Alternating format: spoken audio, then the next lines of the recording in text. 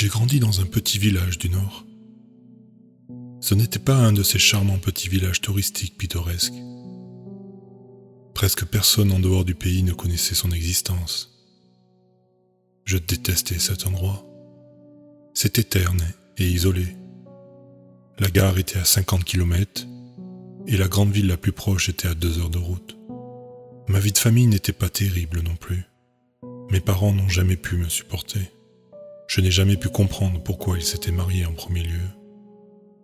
Lorsque les accusations et les injures devenaient trop fortes, je m'enfuyais chez ma grande-tante Agathe, en bas de la rue.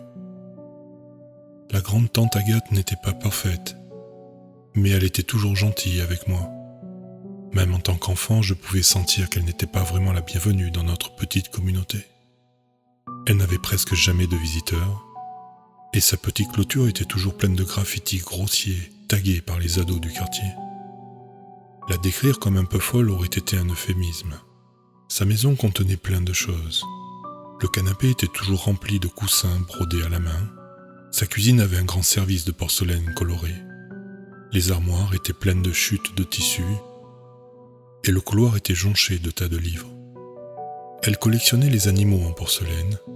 Il parsemait les fenêtres, la petite théière du salon, les étagères de la cuisine, le haut de l'armoire à pharmacie du cabinet de toilette, et on pouvait toujours trouver une petite grenouille ou deux sur les piles de livres du couloir.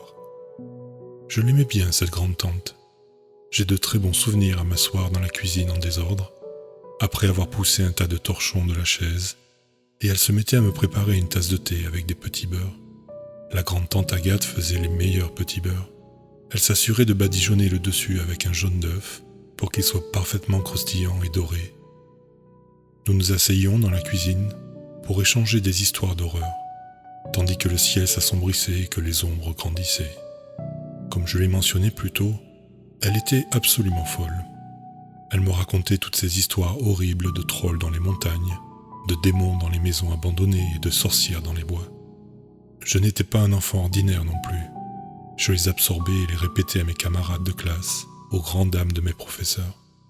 La grande-tante Agathe mettait toujours un point d'honneur à terminer ces histoires en me prenant la main et en disant « Mais souviens-toi, mon chéri, disait-elle les mains chaudes contre les miennes, les vrais monstres sont parmi nous. » Je pensais qu'elle parlait de M. Ménard, un vieil homme grincheux, avec un froncement de sourcils permanent, qui vivait de l'autre côté de la rue. Il nous faisait peur, surtout quand on passait devant chez lui et qu'on le voyait nous fixer de sa fenêtre. Il n'était pas non plus amical envers les adultes de notre village. Papa l'a traité une fois de vieux salaud, quand il est venu se plaindre que notre chien jouait et aboyait dans notre jardin l'après-midi. Je me demandais quel genre de monstre était M. Ménard. Je ne vous cacherai pas que j'adorais les histoires d'horreur de la grande-tante Agathe, mais elle revenait toujours me hanter dans mes rêves. Je rêvais souvent que j'étais poursuivi dans les bois par M. Ménard, une faux à la main, mais je n'en parlais jamais à grande-tante Agathe. Je ne voulais pas lui montrer que j'avais peur. Être apparenté avec elle n'était pas l'idéal. Comme je l'ai déjà dit, elle n'était pas très populaire dans notre petit village. Mes parents n'ont jamais dit pourquoi, mais j'écoutais les enfants à l'école répéter ce que leurs parents disaient au dîner. D'après ce que je me souviens, la grande-tante Agathe était mariée à un plombier un peu volage et ayant un problème d'alcool. Quelques années après leur mariage, il avait des vues sur une jeune et jolie serveuse du seul bar du village. La grande-tante Agathe pensait qu'avoir un enfant pourrait résoudre ce problème. Ils ont essayé pendant plusieurs mois et finalement, un matin, elle a découvert qu'elle était enceinte. Son mari est soudainement redevenu amoureux d'elle, mais les moments heureux n'ont pas duré très longtemps. Elle est tombée dans un escalier un matin et a perdu le bébé. Cette nuit-là, son mari était de retour au bar, tandis que la grande-tante Agathe pleurait seule dans son lit d'hôpital. À l'époque, la société n'était pas très tendre avec les femmes qui avaient perdu leur mari, que ce soit à cause de maladies ou de belles jeunes femmes. Lorsque la grande-tante Agathe a essayé de reprendre une vie normale après son retour à la maison, des rumeurs ont circulé pour savoir si son mari n'était plus intéressé par elle, parce qu'elle était stérile. Finalement, lui et la jeune serveuse ont disparu, ils s'étaient enfuis ensemble, et la grande-tante Agathe a dû se débrouiller seule. Je n'ai jamais pu demander à mes parents ce qu'il en était, mais je voyais à quel point elle se sentait seule. Alors je m'assurais de lui rendre visite tous les jours. D'ailleurs, mes parents ne se souciaient pas de savoir où j'étais jusqu'à l'heure du dîner. Quand j'ai eu 18 ans, j'ai décidé de faire mes valises et de partir pour la grande ville. Je ne supportais plus d'être dans ce petit village sinistre. J'étouffais. Alors je me suis inscrit à l'université et je suis sorti de cet enfer. J'écrivais parfois à ma grande-tante Agathe. Elle n'avait pas le téléphone et je doute qu'elle sache ce qu'était un ordinateur. Alors je me contentais de lui envoyer des cartes postales de temps en temps. Mes parents ont divorcé après mon départ et ont vendu la maison. J'ai donc cherché un emploi et je me suis installé dans la grande ville. Un soir, ma mère m'a appelé pour me dire que ma grande-tante Agathe avait eu une crise cardiaque alors qu'elle était allée chercher du pain. Ils ont découvert son testament et elle m'avait laissé sa maison. J'ai pris le premier train le lendemain matin et après une heure passée dans un vieux bus peu confortable, j'étais devant la maison de grande-tante Agathe. Maman m'a parlé du double de la clé qui se trouvait sous le vieux tapis de bienvenue en lambeaux près de la porte d'entrée. De vieux souvenirs ont refait surface lorsque j'ai pénétré dans le vieux couloir moisi avec des piles de livres partout. Alors que le monde extérieur avait progressé de plusieurs siècles, la maison était restée figée dans le temps. Soudain, l'odeur des petits beurres tout juste sortis du four a ressurgi de ma mémoire, et j'ai eu l'impression d'avoir à nouveau 10 ans. Chaque surface était recouverte d'une épaisse couche de poussière. On aurait dit que la grande-tante Agathe avait renoncé à faire le ménage dans ces derniers jours. Il y avait de la vaisselle sale dans l'évier, et des mouches bourdonnaient autour de la poubelle. Il y avait tellement de rangements à faire. J'ai fait le tour de la maison pour en prendre l'ampleur. Je m'attendais à la voir assise dans son fauteuil préféré, dans le salon, en train de feuilleter un vieux livre de cuisine. Mais elle n'était plus là. La grande-tante Agathe était partie, et elle ne reviendrait jamais.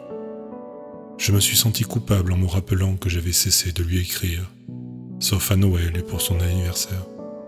J'aurais aimé lui rendre visite après avoir déménagé. J'ai remarqué la porte sous l'escalier. C'était une porte menant à la cave. Trouver la clé était difficile avec tout le désordre dans sa maison. Mais j'ai finalement trouvé un porte-clés dans la commode près de son lit.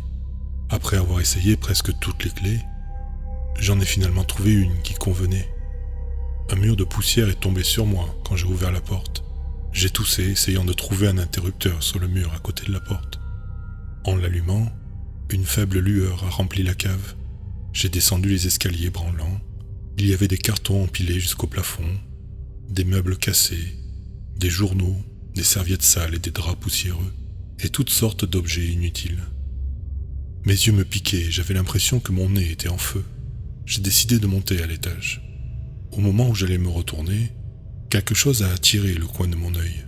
Il y avait une autre porte derrière 2 rangées de boîtes. Je pouvais voir un cadenas rouillé dans l'espace entre les boîtes. Les boîtes étaient lourdes, probablement remplies de porcelaine et d'autres livres. J'ai réussi à les glisser. C'est étrange. Pourquoi avait-elle une pièce séparée dans sa cave ? J'ai sorti le trousseau de clés de ma poche. Au 7e essai, la serrure s'est ouverte avec un déclic, et le cadenas rouillé est tombé sur le sol avec un grand bruit qui m'a presque fait sursauter. J'ai ouvert la porte. La première chose que j'ai remarquée était l'odeur. C'était incroyablement moisi, comme si personne n'avait ouvert la porte depuis des années. J'ai baissé les yeux et j'ai senti la bile monter dans ma gorge. J'ai fait un pas en arrière et j'ai vomi sur le sol à côté de moi. La pièce était petite, comme un placard, et à mon horreur, il y avait 2 squelettes affalés contre le mur. Je pouvais les identifier comme étant un homme et une femme, grâce à leurs vêtements délavés et en lambeaux. C'est alors que j'ai remarqué autre chose. L'intérieur de la porte du placard était entièrement marqué par des griffures.